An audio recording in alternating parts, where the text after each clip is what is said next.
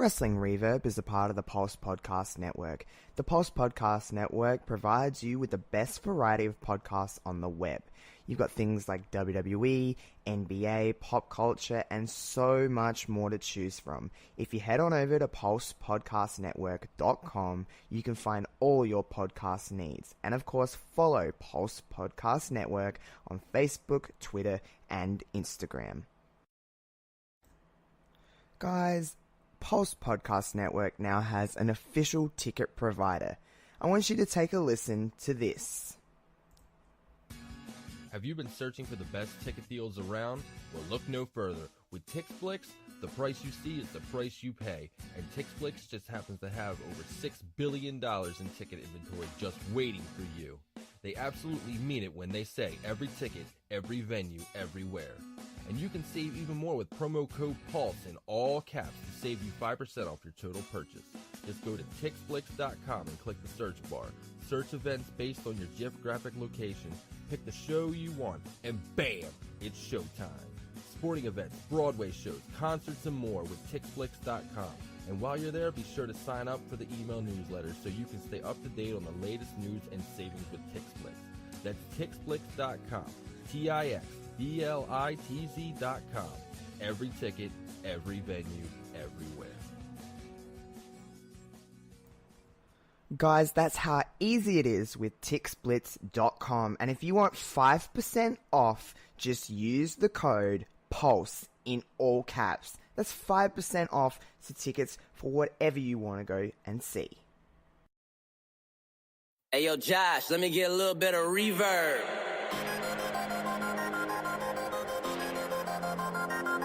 Yeah. J. Will. Yeah, I'm about that lifestyle. I talk green work, repping it all over. It's right on the t-shirt. Been for a lifetime. Yeah, that's a long pass. Figure I would show some love right on the podcast. Turn this up loud and make sure you don't do nothing else. Cause if you're listening to us, then you're improving your health. My name is J. Will. Welcome to the show, yeah. Wrestle, flow, flow, flow, yeah.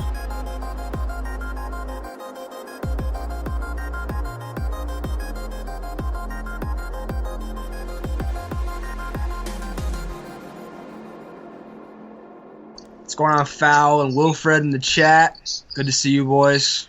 Hello, everyone, and welcome to the first ever edition of the live Wrestling Reverb podcast. Kevin is here, me and Kev are here on Instagram, and we're gonna see how this goes because it's a little bit of trial and error today.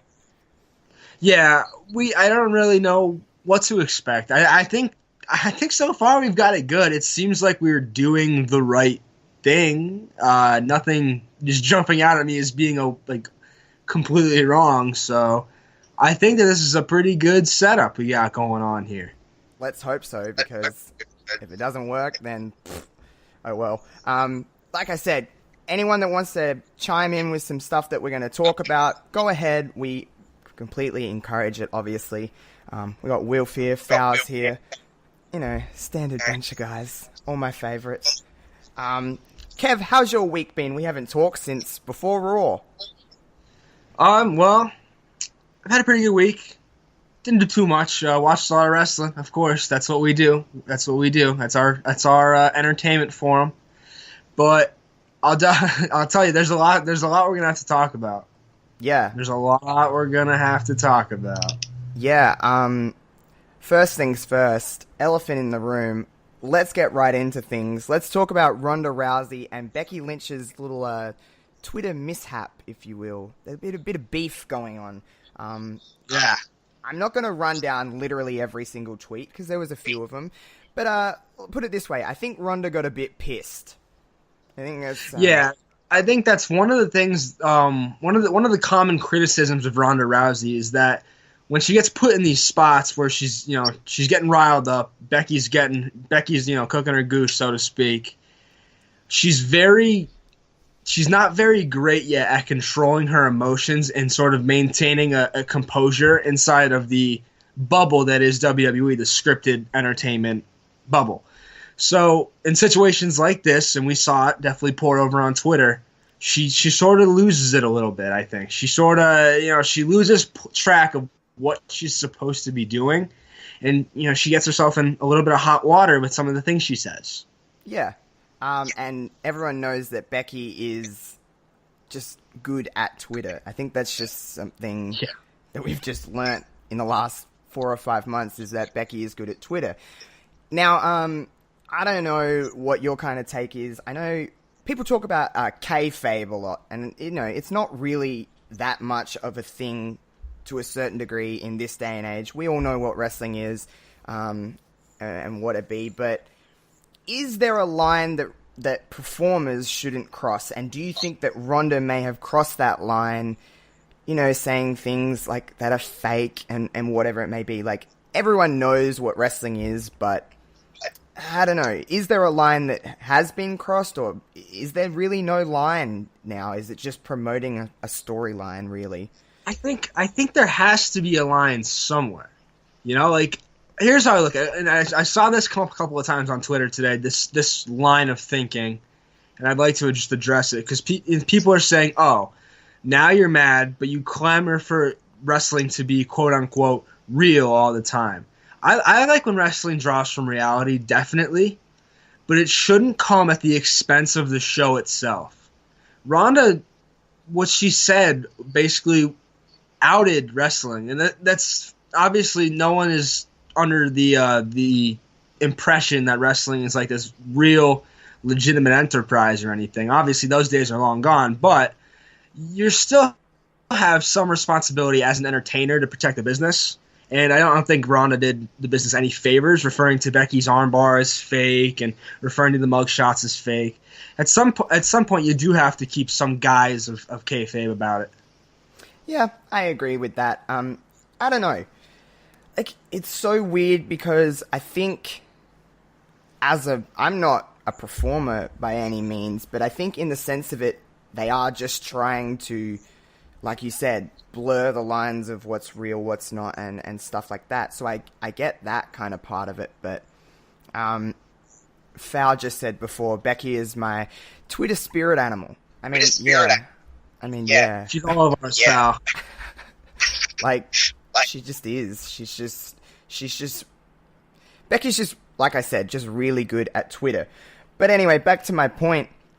It is a weird thing of, like, if there's a line, maybe Ronda stepped over it a little bit, but I think Ronda, in a weird way, is trying to win back a certain portion of the audience that she may have lost in the last couple of months, because, I mean, I don't know. It's Ronda trying to just get back on the edgy, cool side that I don't think she really has anymore, because that part of the audience may be deferring to Becky, and Ronda's still new to the business. She's only been in the business for a full year, really. So she doesn't have that experience on how to dictate a live audience, and then to dictate a online audience is a whole different thing. And in some ways, I see what Ronda's doing, and in other ways, I don't. Wilf just said, hey, how can Ronda break kayfabe but Meltzer does it daily? Is there double standards? I just think, Kev, this is what I think. You can chime in as well, but I think it's because Ronda is on this side of the business. Yeah, Meltzer maybe, but he's in that weird in-between zone where he kind of is both a fan and he's a part of the business in a certain degree. Certainly more than a fan, but less than a performer. So maybe in that mindset, he can break it, but she can't, because she's on this side of the business trying to, like you said, maybe protect the business so much.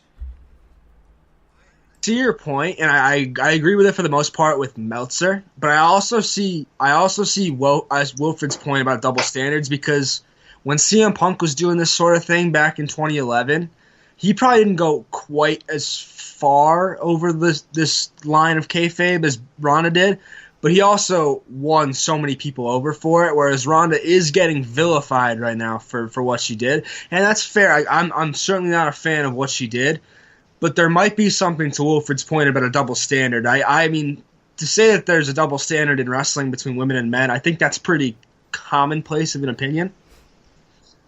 Yeah. Let's be honest. women have come...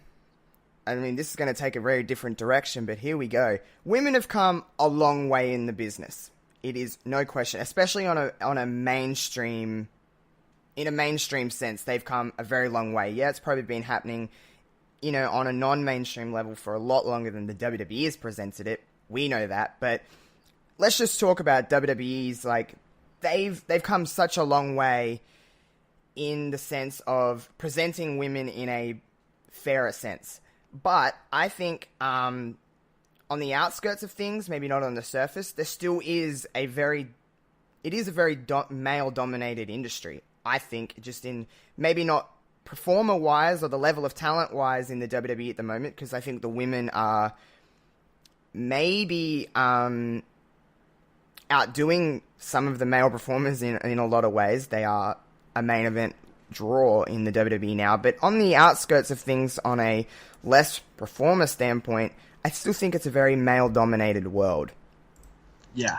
So Fowl here commented, he says, what did you think of Bischoff commenting on how smart it is to keep the edge on Twitter, but keep it PG on TV? I noticed that tweet, and he's right on the mark. I think that's pretty smart of them, because they obviously have to keep within the PG parameters for television, but you could still have that edge, and you could still win back some of those fans who like that edgy sort of, that sort of content. And that's a good way to keep it, is to use social media so effectively. And we've seen these talents use social media effectively. One thing I will say about Ronda is that, it may not be for 100% the right reasons, but we're talking about her, aren't we? Everyone is talking about her and Becky. That's the feud right now. That's the hot feud. And the way they've leveraged social media so efficiently is a big part of that. Yeah, no, I agree with you completely. And I think this is another part of this. So we're talking about Ronda and Becky. You talk about the fact that we're talking about Ronda and Becky. There is another piece of this puzzle, and that's Charlotte Flair. Whether people still want to believe it in their minds or not, this match is going to be a triple threat match. Charlotte Flair is very much a part of this story as Becky and Ronda, but we're not talking about Charlotte Flair. Where does Charlotte fit into this story at this point? I know we got Raw coming up next week, and Charlotte said she's going to go to Raw and she wants to be handed the Raw Women's Championship. Now, obviously, there's some things that's going to happen probably with Ronda and with Becky. But where does Charlotte fit into this story of the sense of, I want to see this triple threat match? I know I personally want to see this triple threat match, but I feel like I'm a little bit in the minority in the sense that I don't think you want to see this triple threat match as much as I do.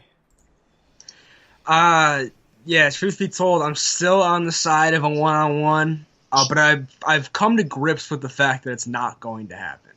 And I will say this about Charlotte. I don't hate Charlotte. It's not her fault. It's obviously it's writing that puts her there. And she has done such a fantastic job on the microphone these last couple of weeks, really driving the point home that, she is the chosen one. She is the queen. She's Vince McMahon's hired hand.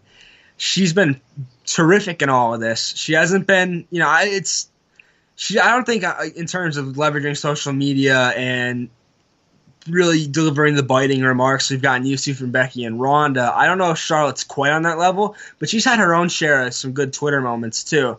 It just feels like, it still sort of just feels to me like it's Becky and Ronda with Charlotte playing a side story, but that's an important role that someone, that they have, and that's going to sell a pay-per-view, is Charlotte Flair on WrestleMania, because she is probably the biggest star in the women's division. Yeah, she probably really is. That brings me to this point of social media and wrestling. Now, I've had my comments. I may have even chatted to you about this. This may be in a Twitter comment, but I know I've said it.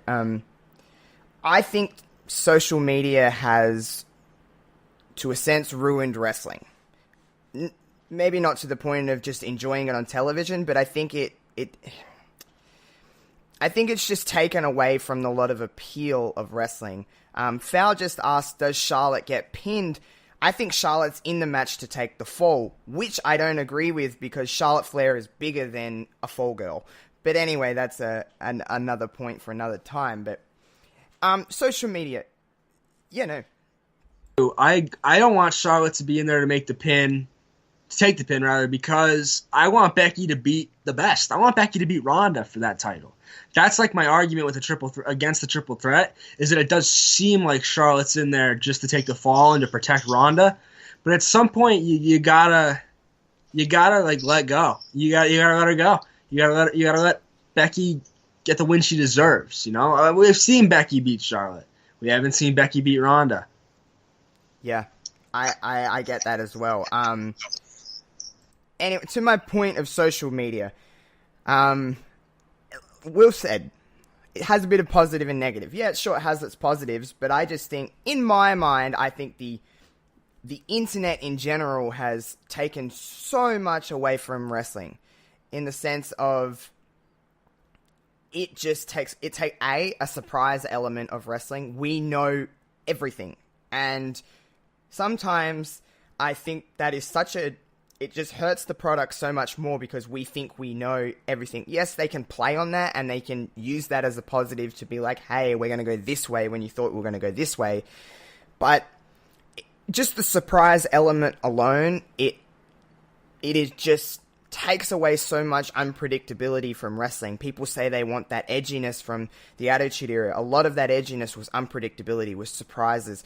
It's harder to do that in this time in wrestling. Like, we've both watched wrestling for quite some time, and it does take away that element. But to Will's point, it has its positives, because it adds that we get to connect with all of these performers that we see on TV, you know, each and every week. So it adds that we're with them on this journey. If there was no social media, Becky Lynch would nowhere near be as hot as she is right now. She has utilized social media to a positive. And if she didn't have that, the edginess would not be as cool. Sure, it still might be there, but it wouldn't be as cool as it is now. So that is a positive side of things. It can help a performer. But then, does the negatives outweigh the positives? Like we've said, New Japan has a mystery to it. It does. It has a mystery to it. WWE leaves no lines to blur. They just are all in. You see 99% of everything on social media, on television.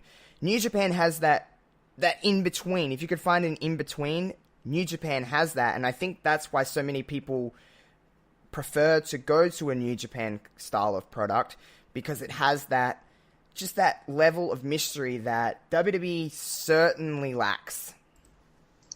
Yeah, I mean, that's a good point about NJPW. Just personally, for me, I enjoy keeping up with New Japan because I never know what's going to happen next. I'll be honest, I didn't see Jay White winning the IWGP title this early, but they did. But if they had the social media outreach that WWE had, we probably would have known that already. We probably would have known that the writing was on the wall. I think social media is... I agree with, like, there's positive and negatives. That's a really great point. I think the positives, though, do outweigh the negatives. I think this allows us to connect with superstars in a way that we've never done before, and it allows superstars to market themselves as, like, you know, like guys who don't get on WWE TV, like Tyler Breeze, like Luke Harper right now for some reason. They have a chance to really, really put themselves out there and make sure that people are aware of them. People know they're still there. They still exist. And you never know. Like, you see a guy like Zack Ryder leverage YouTube, and he's won a United States title and an Intercontinental title. You never know what could happen on social media. The fans have so much power. And while that is scary to think about how the fans could really influence the product, it's cool in a way. Yeah. No, I agree with that too. Wolf just said, how will AEW use social media? I think they're going to be more social media than we've ever seen, because I think they're going to try and market the fact that they are a very in-the-now company, and everyone uses social media now. And they can make money off of social media if they can utilize it in the way that we all want. But the internet it can be a very horrible place sometimes. I love the internet, trust me. Like, we wouldn't have this if we didn't have the internet, let's be honest. But it's just positive and negatives. There's a positive and negative to everything. But speaking of social media, there's been a little bit of a backlash for a new member of the writing team. It's a bit of a head scratcher, but Dana Warrior got announced as she's joining the WWE writing team. I don't know if she's already started or if she is starting or whatever it may be. But Dana Warrior is joining the writing team. What was your initial reaction to Dana Warrior? And anyone that wants to chime in, Kevin and I will happily talk about Dana Warrior joining the WWE writing team. So for me, it was a bit of confusion because I'm struggling to place exactly where her credentials are for this sort of job.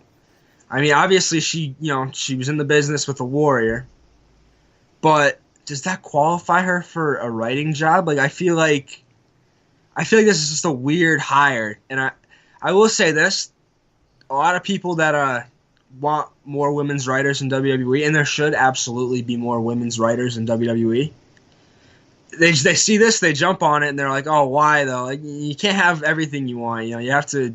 You want women's writers. They're making an attempt here." So I'll say that in that light, it's not the worst hiring, and I'll look at it with like a little bit of interest, see if I could pick up any noted turns the product takes that I could say, "Oh, well, Dana Warrior must have done that." But until then, my judgment it's still out, but it's leaning towards sort of a head scratching move for me. Yeah, I'm very much the same. I think, like you said, what is Dana Warrior's credentials other than being the now widow of the Ultimate Warrior?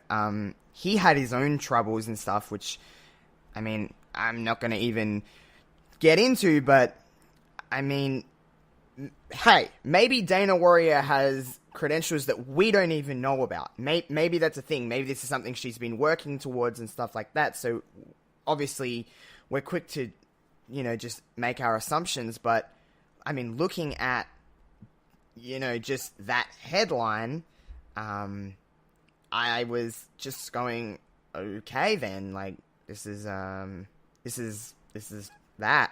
I knew that we were going to get a lot of backlash from this, and I've seen a lot of people, as, Wilf and Fowler kind of talking about. It's, I think the best term is just, it is a head scratcher, and where does she fit? What does she bring to the table? We don't know, but, I mean, I couldn't imagine her being, this lifelong writer that's wanted this job for, years and years and years. This seems like something that maybe there was just an opportunity presented to her. Who knows? But it is very different. Yeah, I'll say this about I'll put my faith in WWE and say they must have had a pretty good reason to offer her the job. Like, maybe she pitched them on something. Maybe she could help the women's division. I don't know what she's capable of, and it's tough because we're so quick to judge, and we're so quick to judge negatively about things like this, especially when, it's someone like Dana.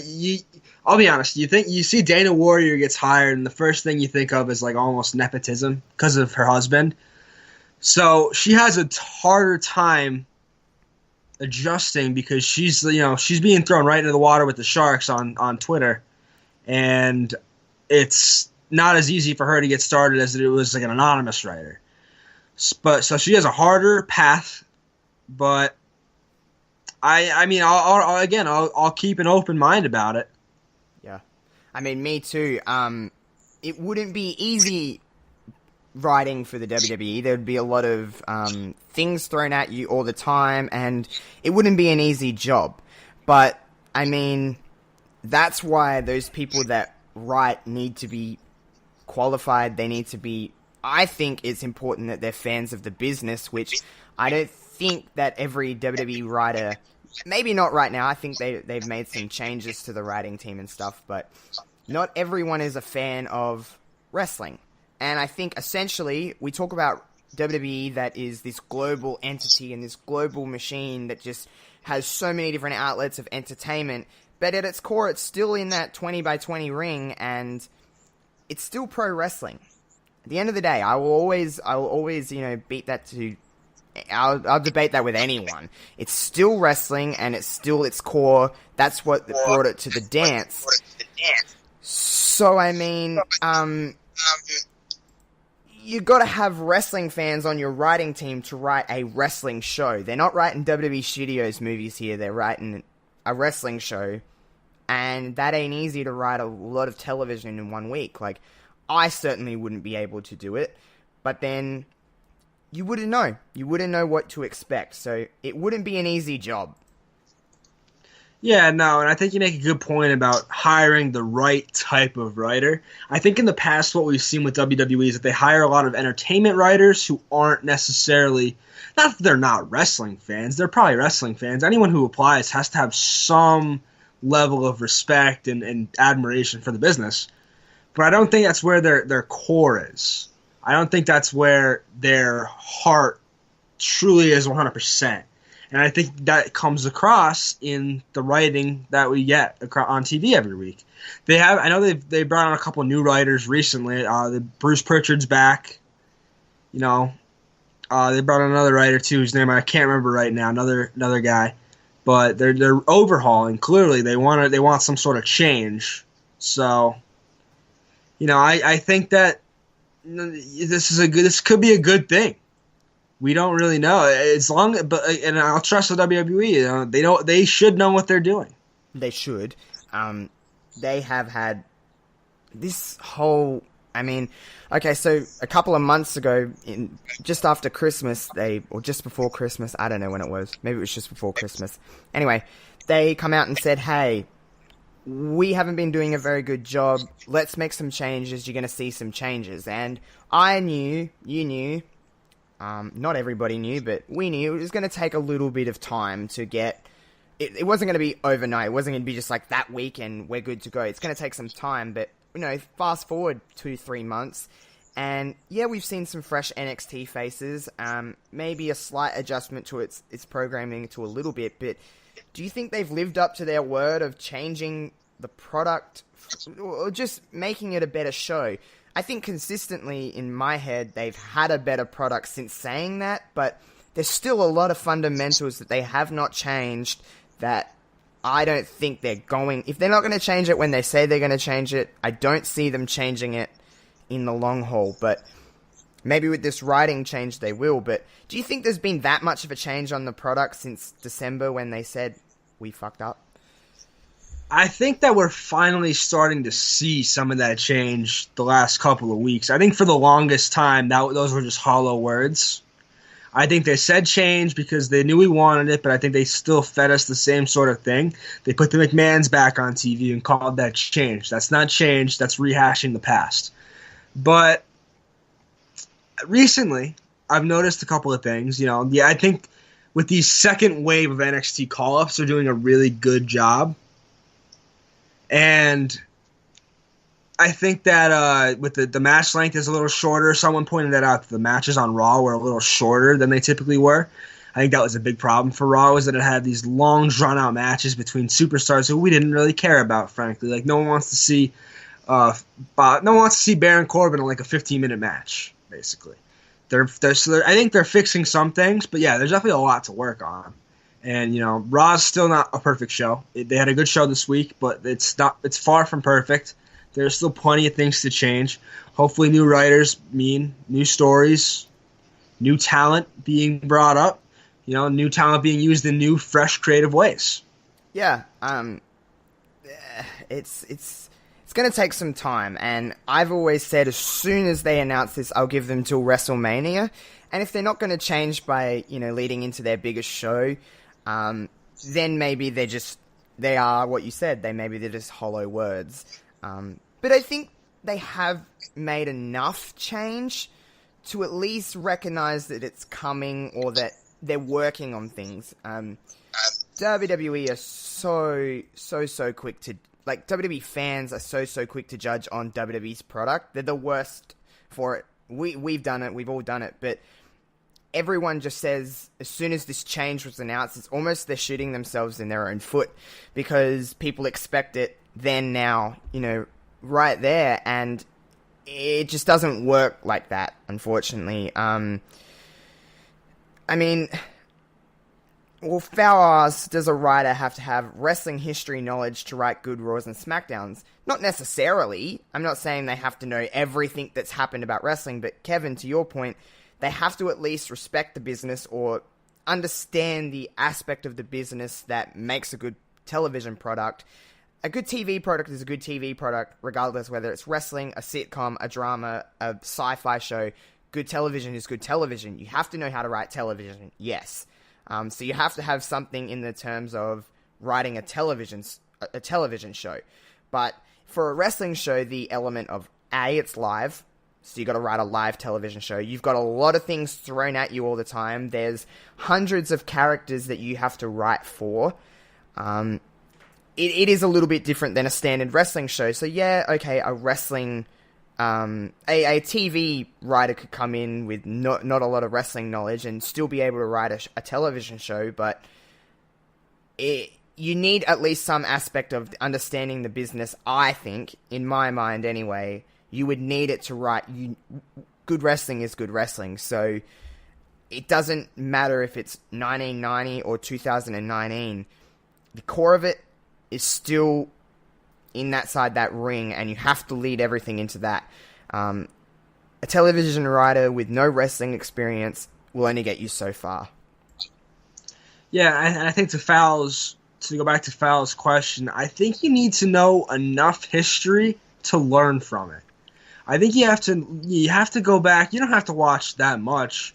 You just have to know the basic overarching history of the company, basically, and know what to do and what not to do. Because there are plenty of examples of what not to do throughout the annals of WWE history, and there's some examples of what works. You could borrow from the past as long as you don't rehash it to the point where it gets old. That's my take on sort of knowing history, is that you have to know enough of it to learn from it. Yeah, I completely agree with that. You have to have at least some kind of knowledge of just enough of the core of wrestling. But yeah, Foul, I agree. The change, maybe these new writers, we all want, I don't think, like, what we stress enough is, especially, I know, talking with Kevin 2 to 3 times every week, you and me, we both want the best wrestling show that there can be, especially on the road to WrestleMania. We want the best product we can possibly get, and when it's good, we acknowledge that it's good. We're never one to dwell on the negatives too much. When something's good, we let people know that, damn, that's really good. Foul, I know you're like that as well, so we want the best product there is, so our criticisms aren't coming from a place of horrible negativity. Sure, maybe sometimes that things are just, when they're shit, and we got to tell you, but our criticisms are coming from, here's what we think is maybe wrong, and not saying whether we're right or wrong, but this is what we would do to maybe enhance the product better. We want casual fans to become hardcore fans, because it only makes wrestling grow bigger, and then we get just more people to talk about wrestling with. It makes it better for all of us. But there's just, that comes back to social media. There's too much negativity on social media for everyone to agree 100% on what is best for business. I hate saying that, but what is best for the product. And, you take into account, so many people have their own idea of what makes wrestling great. And it's good that there's a melting pot of so many different ideas. But what I hate, and this is the negative side of it, is that so many people are quick to shit on other people's ideas. We could be a collaborative society and not, put each other down all the time, but we could still all have different beliefs on what a good wrestling show should be. There are so many people out there who have their opinion, and anything else is just trash. We have to be more open-minded as wrestling fans, I think. We have to be open to criticism of our thoughts, but we also have to be open to appreciating other people's thoughts and what they think goes into a good wrestling show. I couldn't have said it better myself, to be honest. I've said many times I should make this into a t-shirt. Wrestling is subjective. Wrestling is one of the biggest subjective things I think in entertainment. I'm biased. I think wrestling is one of the best forms of entertainment there is. You get a little bit of everything with wrestling. Obviously, I'm going to say that because it's what I watch 24/7. But it is what it is. It really is. It is a beautiful form of entertainment. It's so subjective, though, that it's going to be very hard to agree on absolutely everything. And it's not about agreeing on everything. It's just, like you said, being a collaborative society and saying, hey, I understand where you're coming from. I understand where you're coming from.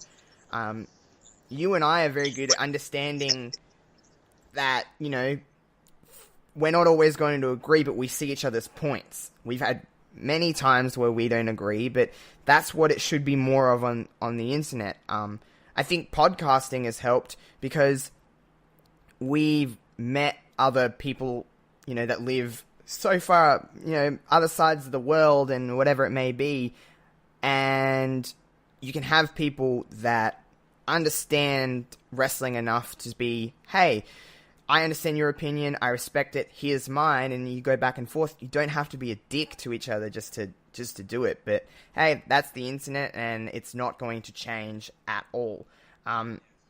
Fickle being the internet, to use a word from the great Daniel Bryan. Really is. It really is.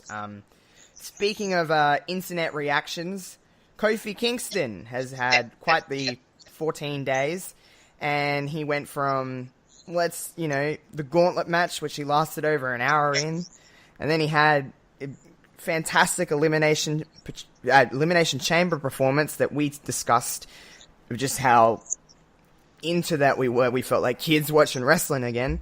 And then he gets put into a title match with Daniel Bryan for Fastlane, and then Vince says, nah, Kevin Owens is going to be in the match. And of course, the internet erupted.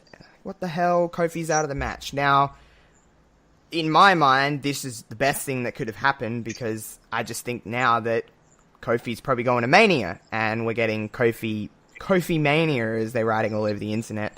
As much as I hate that, it's just cringy. But I think anyway that we're getting Kofi at Mania. This might not be happening, but you can't ignore the reaction and the uproar for Kofi Kingston. It is honestly nearly brought the wrestling community on the internet together. Everyone seems to be backing Kofi Kingston. So are you fine with Owens replacing Kingston at Fastlane if it means better things for Mania for Kofi? Isn't it funny how we are actually gotten to a point in wrestling that we are actively against as a collective fan base Kevin Owens getting a title match? Would you have thought that to yourself like 3-4 months ago when he was on the shelf? Like, I'd be dying for Kevin Owens to get into a title match, especially with Daniel Bryan. That's what we haven't seen in WWE, and I think would just be so much fun. But I'm cool with this little switch. Again, it's dependent on Kofi. It's dependent on the idea of this being that Kofi's going to Mania, though, because Kofi absolutely deserves his shot.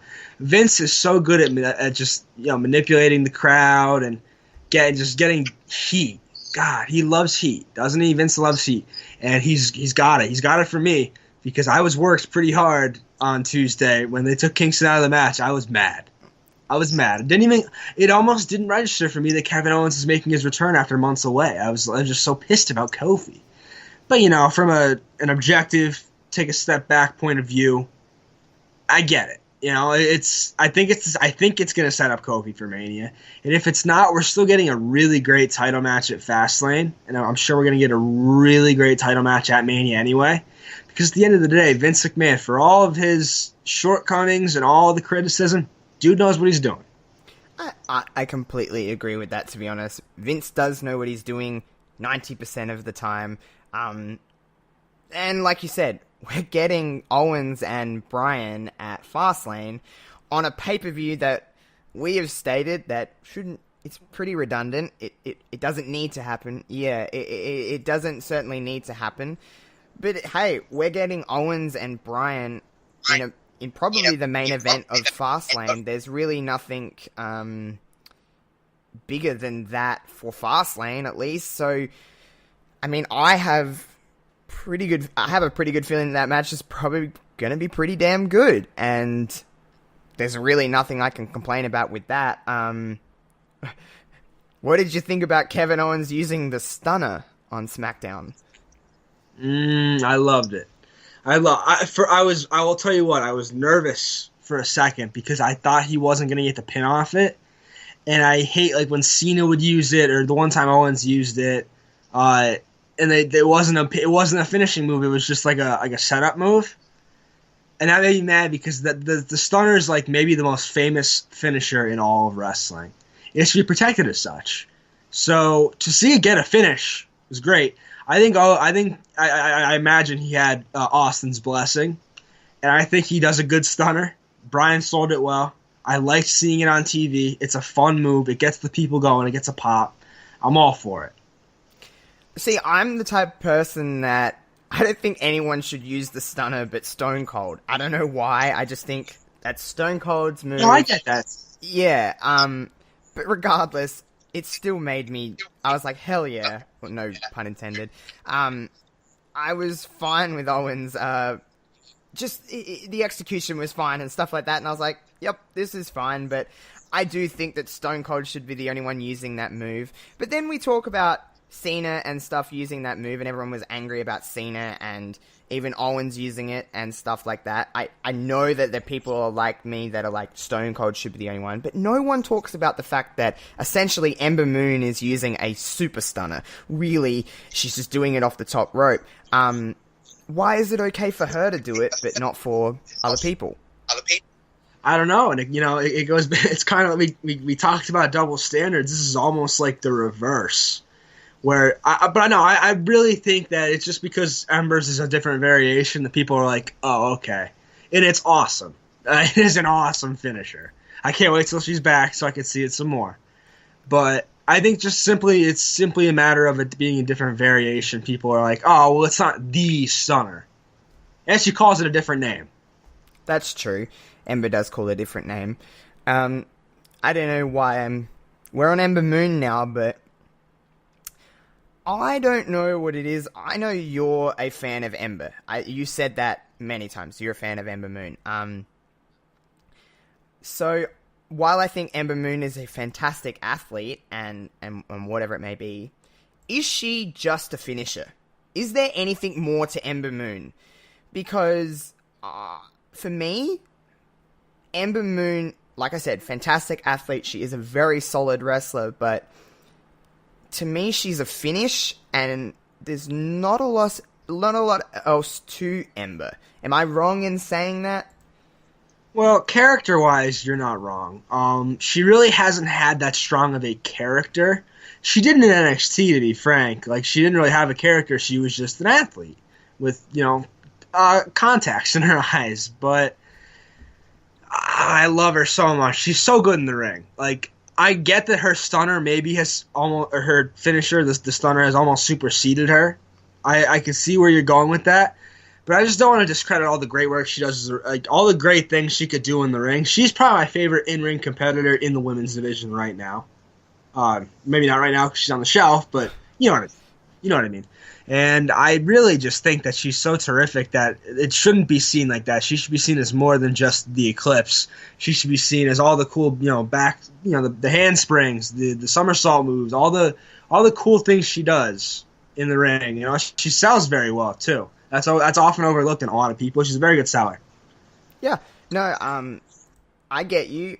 I guess she's just, like we said, wrestling is subjective. Maybe she's just not the character or the person or the wrestler for me. It just might be the thing. But nonetheless, to stick to Mandy Rose. I think Lacey Evans has taken over that Mandy Rose spot. I think it's happening. However, good segue into this because Mandy Rose is going for the SmackDown Women's Championship at Fastlane. She is going up against Asuka. She got a roll-up pinfall victory over Asuka last week, whenever the hell it was, on SmackDown. is this just the title match for Fastlane to get Asuka on the card because she wasn't on the card at Elimination Chamber? Is there really anyone that's thinking Mandy Rose is going to win this match at Fastlane? Maybe if we build something a little bit further, but I don't really see Mandy winning at Fastlane. No, me neither. I don't want to sell short Mandy Rose because she's improved leaps and bounds in the ring, and yes, she does have a victory over Asuka. So if this were a real sport, you might think, hey, she could do it again.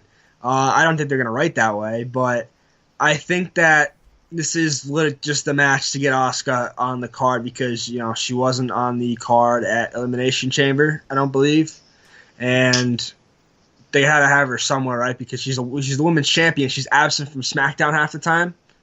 So they got to get her on the card. Mandy Rose is a suitable competitor. And I think that this is just the match to get through Fastlane onto Mania where we'll see who she takes on. I'm not quite sure who it's going to be. It might be Lacey Evans.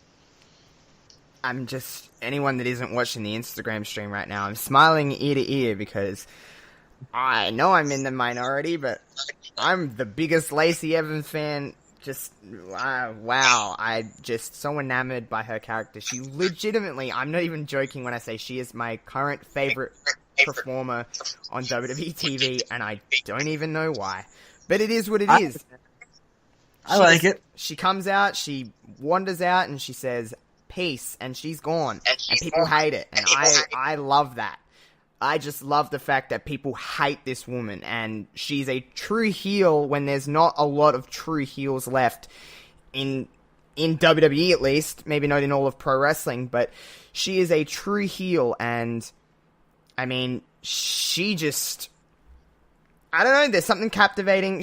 It's working for me, so I mean, as someone that's watched wrestling as long as I have, she's grabbing my attention. She's different. There's not anyone else doing what she's doing. There's not anyone else that looks like she does. There's not anyone else that has a gimmick like she does. She's different to me. And, I mean, I've had many tangents about Lacey Evans on this podcast and on Twitter. You can just go to my Twitter and you'll see a Lacey Evans tweet every other day. But, there's been a lot of rumblings around that she might fight Asuka at WrestleMania for this SmackDown Women's Championship. But even for me, as much as I'm going to be, if that is the case and that's what we're going with, if that's what we're going, I'm going to be going crazy, but I don't think she's necessarily ready for a WrestleMania one-on-one match for a championship. She's probably not ready, but hey, if we're on this train, at least it's something different, and there isn't a lot of depth in the SmackDown Women's division that we haven't seen. That screams WrestleMania to me. At least with this, it does change the fact that we are getting change, and it is obviously 6 months ago we wouldn't think it'd be Asuka versus a potential in Lacey Evans at WrestleMania for the SmackDown Women's Championship. It's not something that we would have thought of, so at least in that sense, it's something different, but what do you think? Do you think Lacey Evans is ready for that role, that big of a spot this early? She is still very green. First off, I'd like to say hello to my good friend John Colwell in the chat. Get me on this podcast, he says. We could certainly do that. Big wrestling fan, good friend of mine. We'll talk shop after the show, John. Good, thanks for coming out. Secondly, to your point, to your question. Lacey Evans is someone who I think is getting to the point where she's green, but she's still good. Like, have you said the moonsault she does is pretty damn good. She's capable of a lot in the ring. Her ceiling, I think, is very high. Right now, do I think she's ready to take the belt off of Asuka? Do I think she's ready to go on to that WrestleMania spotlight? Maybe not, but you could argue who is, really. I think she's as good a candidate as anybody on SmackDown right now. I mean, I guess she's not technically on SmackDown, but I guess she will be if this is the plan. And I think that she's as ready as anybody else. I mean, you're not wrong. Really, there's not a lot of people, like I said, there's not a lot of depth in the SmackDown Women's division in terms of a WrestleMania quality match. We've never seen Lacey Evans versus Asuka, so we don't know exactly how that would play out. But Asuka to me is why she's not one of my favorite performers. I know how good she is, and she can get a pretty damn good match out of everybody in the division, I think. She is one of those performers that gets everyone up to her level. So, well, she makes it seem that way anyway. That's what I see as, if someone as experienced as Asuka is the perfect person for Lacey Evans, who you can't teach experience. She hasn't had a lot of big match experience. She's had a couple of really decent matches in NXT with Candice LeRae and Kairi Sane, but they're all individuals like Asuka who have had a tremendous amount of experience in the ring, and Lacey she doesn't come from a wrestling background. I think that's a lot of where the hate is for Lacey. Charlotte Flair got it as well. Charlotte Flair still gets it. A lot of the hate comes from the fact that you didn't come from the Indies or Japan, or you didn't quote-unquote pay your dues to get to the WWE. I'm not a believer in that so much. I don't care where you've come from, what background you've come from. A good wrestler's a good wrestler. Whether you've been wrestling for 2 years, whether you've been wrestling for 20, a good wrestler is a good wrestler. So if Lacey is, like I said, she's still green. I think she is good. I think she has levels to go up. But if she's good now and she's only been wrestling essentially for 3 years, that's a pretty good spot to be in. You're 3 years old in the business and you're this good. I mean, I'm not saying she's the best there. She's certainly not.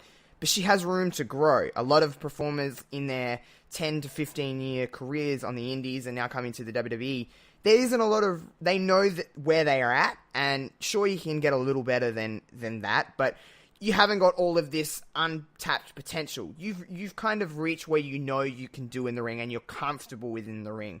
Lacey hasn't reached her comfortability spot in the ring yet, so she only has room to get better, and working with people like Asuka will only elevate her. So we've never seen it, we can't judge it. I know that if this match was to happen, we don't know if it's going to happen. This is just based on really nothing. It's based on nothing. So if this match was to happen, I know a lot of people are not going to be very happy. That's true, and again, you could say that of any match, though. Like, honestly, outside of maybe Asuka Charlotte, which we're not going to be getting, which I thought we would be getting, but we're not going to be getting. Well, yeah, I'll just go back to what I said. Like, Lacey's, there's no one they've really built up on SmackDown to take that spot. I think, and you said it yourself. You can't teach experience, but you can learn. You gotta learn by putting in the work and putting in matches, and that's obviously she hasn't really even been in a match since she debuted, not counting the Royal Rumble, which is a different sort of match. But this would be, I'd like to see her get in some actual matches on SmackDown and Raw every once in a while, just to see. You're gonna get ring rust not performing, and that's where I think they went wrong with all those talents that came up in that first wave of NXT call-ups, was that they never got to wrestle. I think EC3 wrestled a match. Heavy Machinery wrestled, I think, 2 or 3. Lacey Evans hasn't done anything, even though she's probably their highest on of all the prospects. Nikki Cross, can we just pour one out for Nikki Cross, for God's sake? If it were up to me, Nikki Cross would be going out SmackDown, going to WrestleMania to face Asuka. We know they could put on a good match. We've seen it. Nikki Cross has that experience. We know they could put on a clinic. But she doesn't seem to be in the cards right now. I do think that they're going to go with Lacey. Outside of Lacey, maybe Sonya. Maybe they go back to the well with Mandy Rose, depending on how this goes on next Sunday. Damn, my God, this is coming up. But I think it'll be Lacey. I think that she's not necessarily ready for the spot, but I don't think the spot demands it of her to be ready, because she's about as ready as anybody else. Yeah, WrestleMania is it's okay. WrestleMania to me is a wrestling show amped up to 1,000. You have to have so many different elements of different styles of matches. We've got our main event. It's going to be that triple threat. We know that. That's pretty much happening. We've got Seth and Brock. Now, with the return of Roman Reigns, that adds another element into that. Then you've got, you have pure nostalgia, which I think is where you have to have that on WrestleMania with the potential of Batista and Triple H wrestling at WrestleMania. People are like, oh, we want young guys versus Batista or young guys versus Triple H. Sometimes on WrestleMania, to adapt the older fans and to adapt those casual fans, you have pure nostalgic matches. It is what it is, and guess what? I'm perfectly fine with that because they will put on a different match than everybody else on that card. It's not out there to go and have the best pure wrestling match on the card. That's for other people to do. This is more so the fact that they're just going to go out there and they're going to have a match that's purely about Batista and Triple H's history. And they're going to play on that. They have a big history, and that is the other form of WrestleMania. Then you have WrestleMania matches that are purely for young guys to shine, and you have spotty matches, probably like a ladder match or some kind of that. You have battle royals. There's so much on a WrestleMania because you have to cater to, other than any other pay-per-view, WrestleMania is an event where you have to cater to literally every kind of wrestling fan, from us to a casual to a child to everything in between. WrestleMania would be the hardest show to book right for. Everything has to go. It is your granddaddy. You have to make it perfect. And to all those people that are complaining about Batista and Triple H, watch the other 15 matches that are going to be on Mania. Because not every match is going to be a nostalgic kind of deal. This is going to be cool. And the story with the ending on Raw and where we're going, I'm all buckled in for Batista and Triple H. I'm slightly biased because Batista is one of my all-time favorite superstars. Number 2, I'd say, behind Rey Mysterio. But yeah, I'm excited. Did you watch the end of Raw? It was something we never expected. I don't think anyone thought this match would play out where Triple H is the good guy, Batista's the bad guy. I don't think the reactions are going to reflect that at WrestleMania because I think people are excited to see Batista back.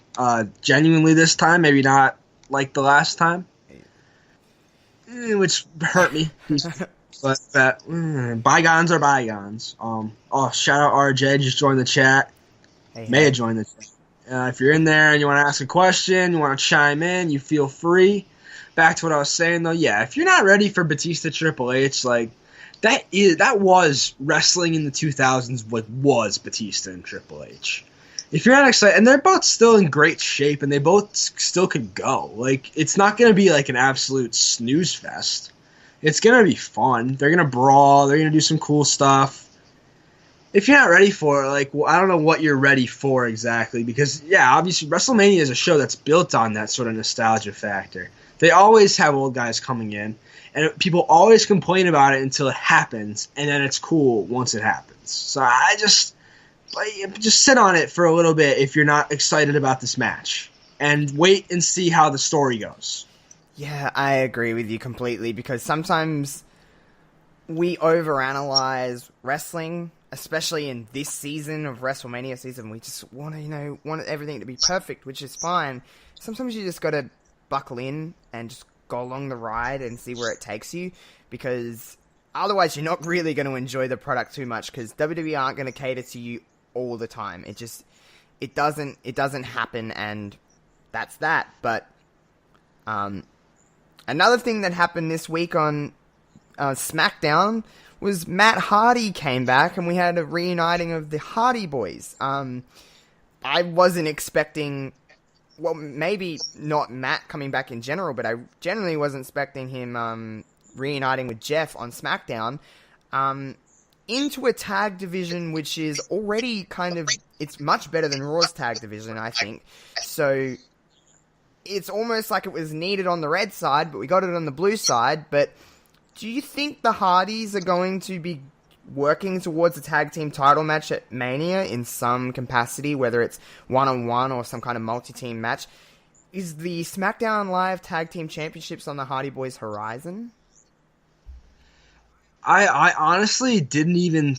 It never occurred to me that this was going to be more than a one-off. Honestly, they were in Charlotte, North Carolina. The Hardys are from just up the road in Cameron. It never occurred to me that they were going to be a like an actual tag team going forward. If they are, then you have to believe they're going to be in the SmackDown Live tag team picture because they're just that good. You saw how good they looked on Tuesday. Matt Hardy looks to be in maybe the best shape of his career. The only reason I never thought about it as being more than once a week was that, on Twitter he was teasing the end of his contract was coming up right around this time. So it may have been just a once-off thing to get him, like a happy ending, so to speak. But if he is there, that's a tough competitor to add to an already stacked SmackDown Live tag team division. I get that like Matt Hardy didn't have a brand and Jeff Hardy was on SmackDown, so it made more sense to align them over there.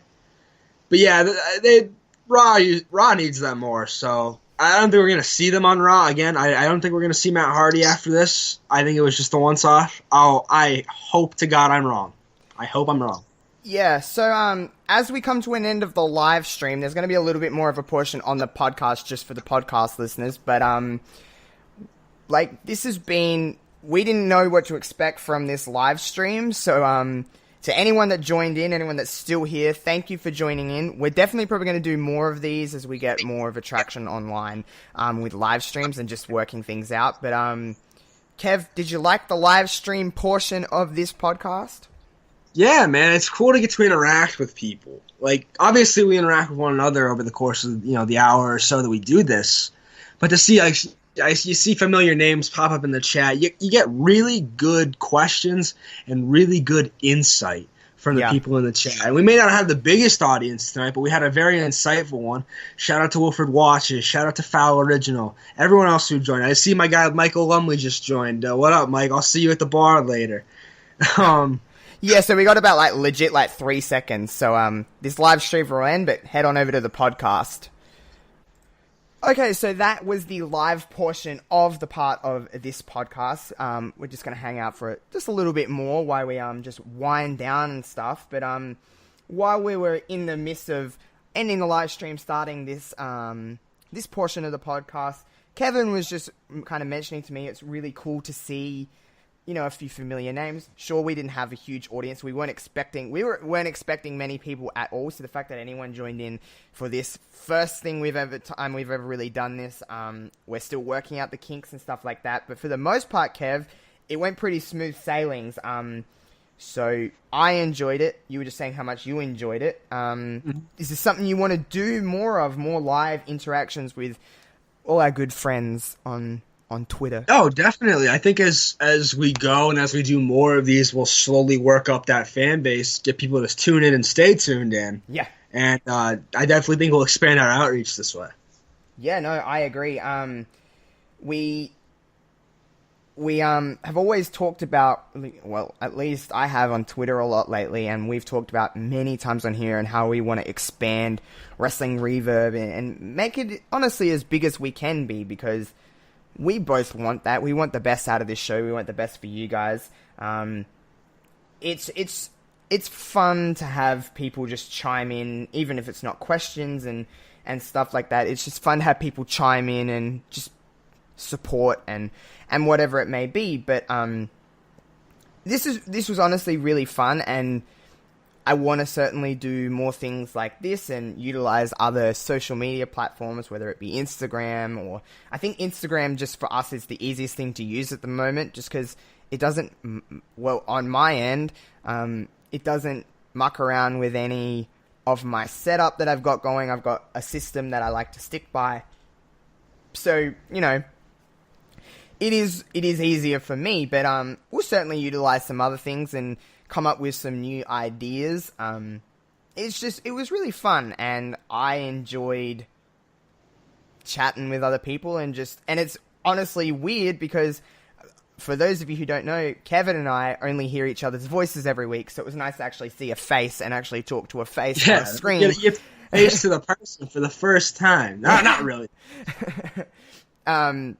So it was different for us, and as we kind of, set up different times, see what times work best for different kinds of audiences and whatever it may be, regardless, it adds a different element to the podcast, and I enjoyed it.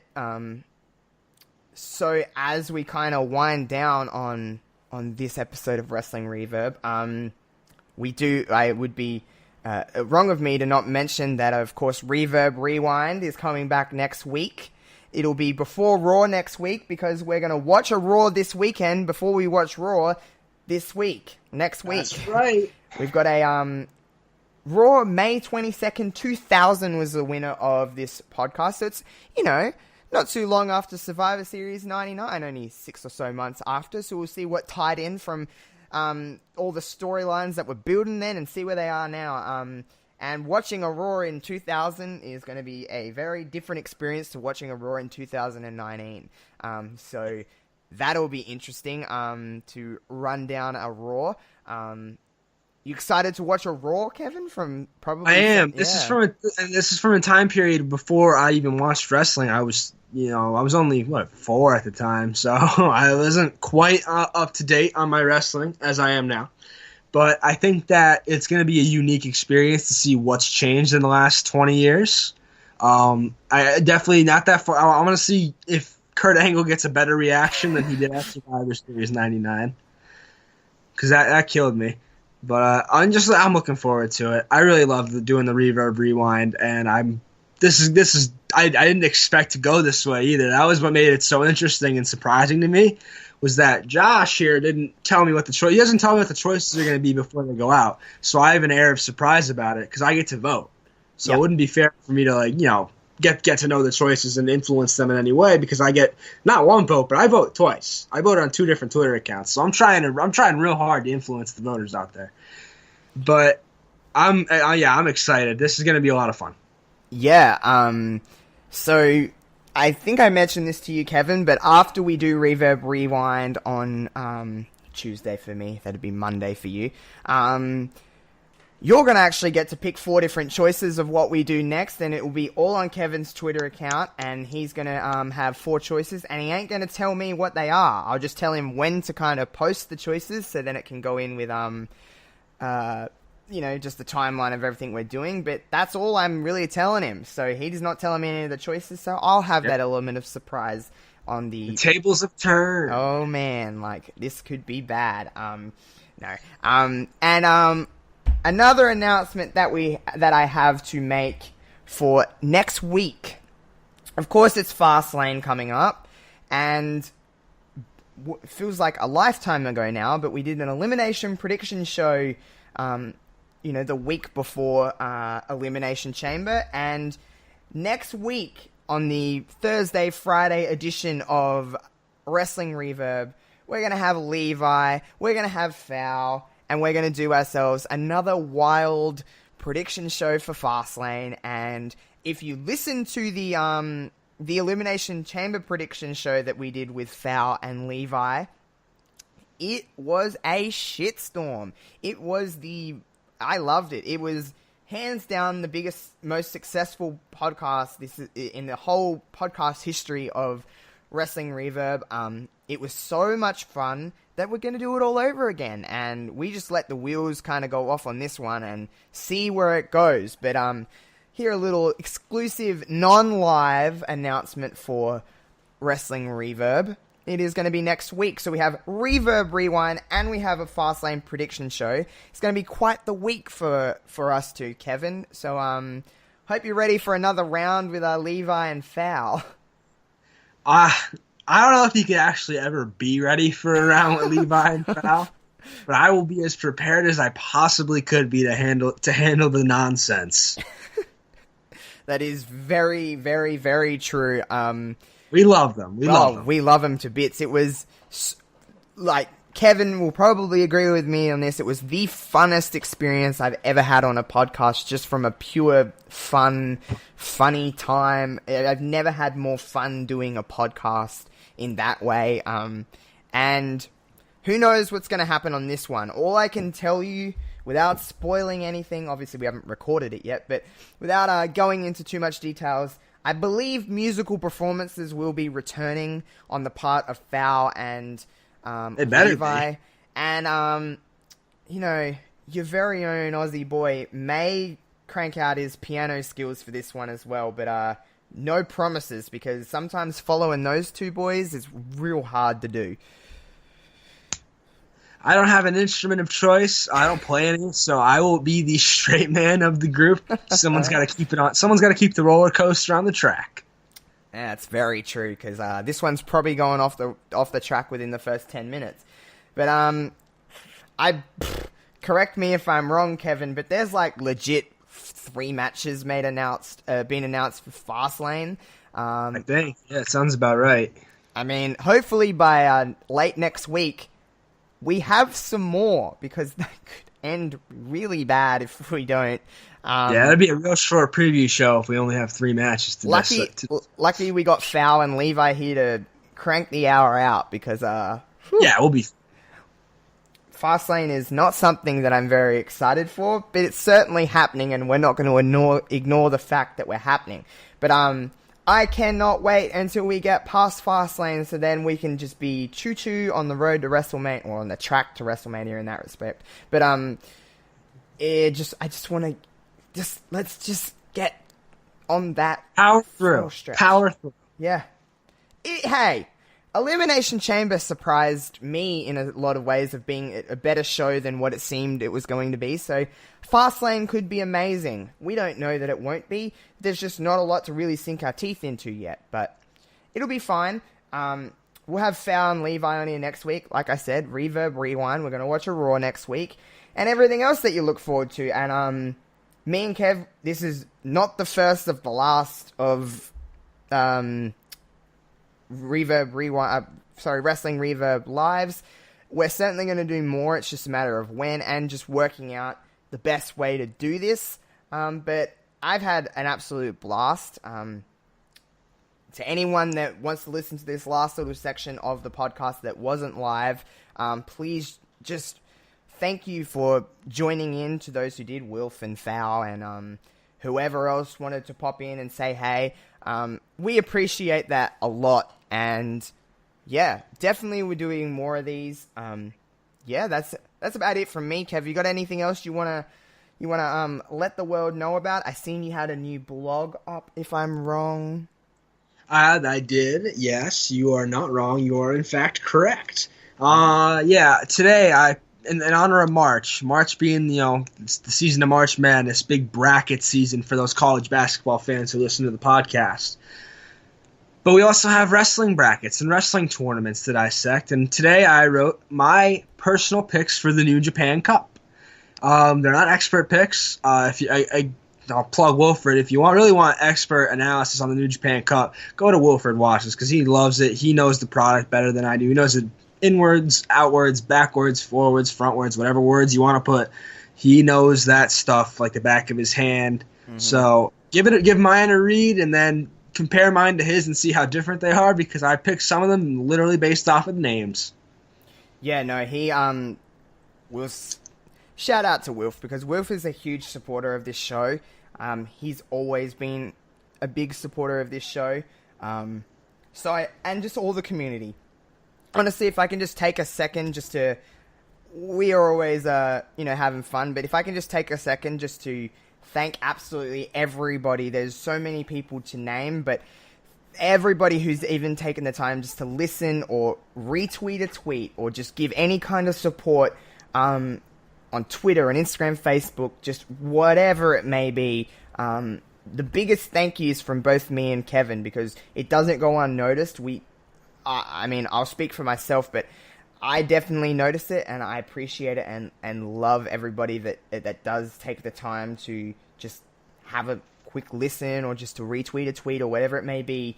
It really does mean the world to me, for someone that's done this now for getting some months behind me doing this.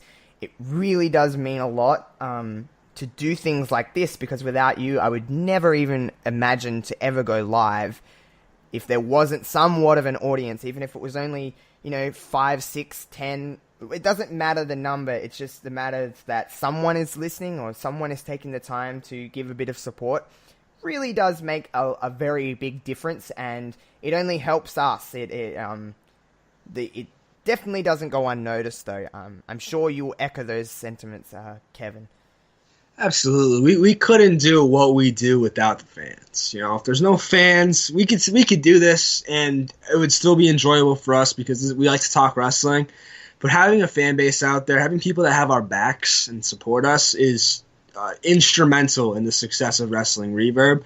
So yeah, I'd like to echo Josh's sentiments and just say thank you to everyone who supports on Twitter, did the live feed. We'll do the live feed in the future. Anyone who just has listened to the show and just given us feedback, even if it's negative feedback, it's still feedback. I'm open to everything. Yeah, but you've just gotten so much love and support from people, and I'm dumbfounded by how many people really, really care and really just get behind people. And it's not just us. There are plenty of podcasts out there that are like fueled by the people. We have a really great little community of wrestling podcasters here that everyone supports everybody, and that's all I could hope for. Yeah, I definitely agree, and I was always kind of planning to end the podcast on this note, but I have to take a second on the topic of support and stuff like that. I had a show, Kevin, you may have not even listened to this podcast, which is fine. It was quite a little bit back now. But I had a bonus episode on this show. Man, it's been quite some time now. It was called This Is Hope. It was about many different things, but it was on the year anniversary of when Sasha Banks and Alexa Bliss had the first ever women's championship match in Abu Dhabi. And the reason I talked about that, it was just, the timing was right. And I had a very lovely lady messaged me on Twitter. For anyone that doesn't know the story, I'll give you a brief rundown. It was probably about 5 or 6 months ago now. I'm probably wrong with the time. It may have not been that long ago, but anyway, where a lady messaged me DM me on Twitter, and she said, just thank you for being a supporter of women in wrestling and just women in the world. And I've always taken a very big stride in the fact that I am a big supporter of women's rights and equality in the world, for whoever, man, woman, whatever it may be. I've always kind of taken that with pride, and I'm very proud of the fact that I am very much like that. But she actually told me that her 12-year-old daughter listens to this podcast with her, and they've always noticed that I am very strong into women's wrestling and just an advocator of women in the business. And they said it's very important to what people don't talk about a lot. A lot of people talk about the fact that girls are very much they look up to role models, and they're women, they're young women. They always look up to women, but what this mother was saying was that it's very important for young, impressionable girls to have young male role models to look up to, that that shows that men treat women and treat everybody with the same amount of respect that they deserve, that they put out. And I'm always very much about that. Well, I like to at least try to be as much as I can about that. I'm in no way in a position where I'm a role model to people, or I certainly don't think I am. But I got a message from her the other day for the first time in months, and she just said, hey, again, I still listen to your podcast, so does her daughter, and she just was very much thanking me again for continuing to be a role model for her daughter. And I'm like, wow, that's something that I'd never even assumed that would even happen, just talking about wrestling. But to me, the reason I'm bringing this up is we bring up, the support in the community. It does not matter to me the number of people that listen to this podcast. I made an impression on that young girl, and that's something, like I said, that I would never expect to do. I had a very, just very emotional talk about it on that episode of Wrestling Reverb. You can go back and find it.